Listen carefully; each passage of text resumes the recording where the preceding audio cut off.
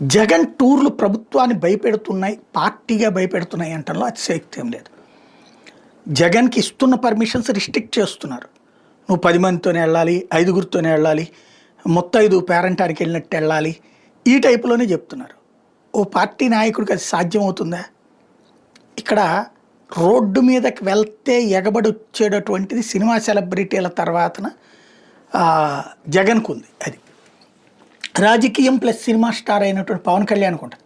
వాళ్ళ వెనకాల 5గురినే తీసుకెళ్లాలనుకున్నా చూడటానికి వచ్చి ఎగబడే జనం వందల వేలల్లోనే ఉంటారు. అది తెలిసిందే. పైగా నువ్వు రావద్దు అని చెప్తే మరింత వేగంగా వస్తారు, నువ్వు ఆపడానికి ప్రయత్నిస్తే మరింత గట్టిగా చేస్తారు.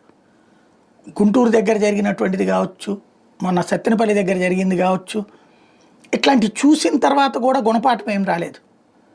ఎవడేమనుకున్నా సరే మేము చేస్తాం అన్నటువంటి కోణంలో